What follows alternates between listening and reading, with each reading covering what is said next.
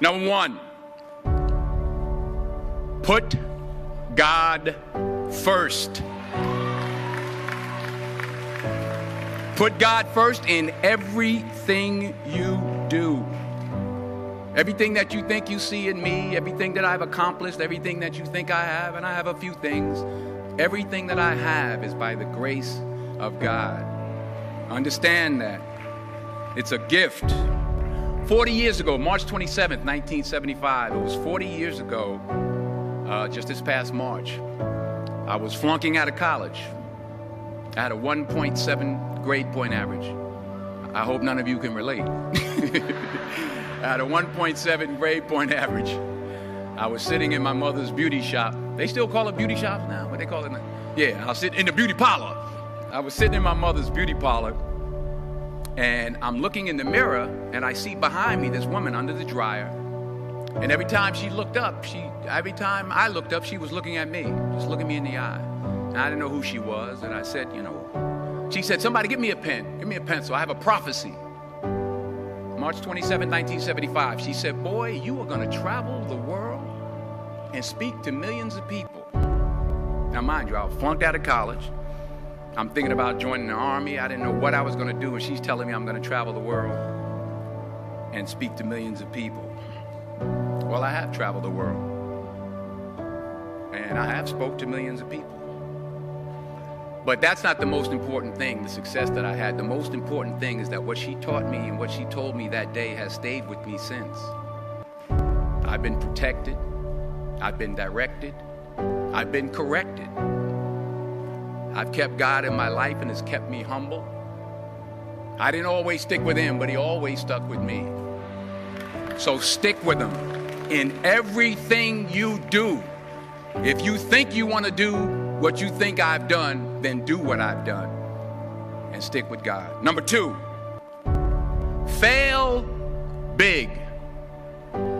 That's right. Fail big. Today's the beginning of the rest of your life, and it can be very frightening. It's a new world out there. It's a mean world out there, and you only live once. So do what you feel passionate about. Take chances professionally. Don't be afraid to fail. There's an old IQ test, was 9 dots, and you had to draw 5 lines with a pencil within these 9 dots without lifting the pencil. The only way to do it was to go outside the box. So don't be afraid to go outside the box. Don't be afraid to think outside the box. Don't be afraid to fail big, to dream big. But remember, dreams without goals are just dreams, and they ultimately fuel disappointment. So have dreams, but have goals. Life goals, yearly goals, monthly goals, daily goals. I try to give myself a goal every day. Sometimes it's just to not curse somebody out. Simple goals, but have goals. And understand that to achieve these goals, you must apply discipline and consistency. In order to achieve your goals, you must apply discipline, which you have already done, and consistency every day, not just on Tuesday and miss a few days.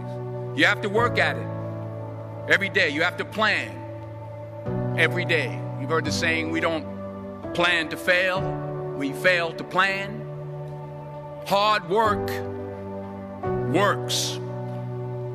Working really hard is what successful people do. And in this text, tweet, twerk world that you've grown up in, remember, just because you're doing a lot more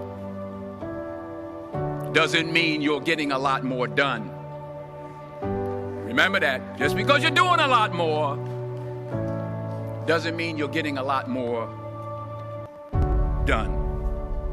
Don't confuse movement with progress. My mother told me, she said, yeah, because you can run in place all the time and never get anywhere. So continue to strive, continue to have goals, continue to progress. Number 3, you'll never see a U-Haul behind a hearse. I'll say it again. You'll never see a U-Haul behind a hearse. I don't care how much money you make, you can't take it with you. And it's not how much you have. It's what you do with what you have. We all have different talents. Some of you will be doctors, some lawyers, some scientists, some educators, some nurses, some teachers. Yeah, okay. Some preachers. The most selfish thing you can do in this world is help someone else. Why is it selfish? Because the gratification, the goodness that comes to you, the good feeling that I get from helping others, nothing's better than that. Not jewelry, not big house I have, not the cars, but it's the joy. That's where the joy is, in helping others. That's where the success is. Finally, I pray that you put your slippers way under the bed tonight, so that when you wake up in the morning, you have to get on your knees to reach them. And while you're down there, say thank you for grace. Thank you for mercy. Thank you for understanding. Thank you for wisdom. Thank you for parents. Thank you for love. Thank you for kindness. Thank you for humility. Thank you for peace. Thank you for prosperity. Say thank you in advance for what's already yours. That's how I live my life. That's why I am. One of the reasons why I am today. Say thank you in advance for what is already yours. True desire in the heart for anything good is God's proof to you, sent beforehand to indicate that it's yours already. I'll say it again.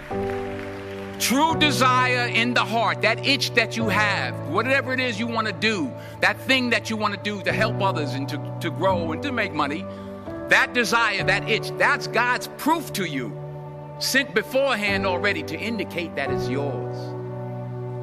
And anything you want good, you can have.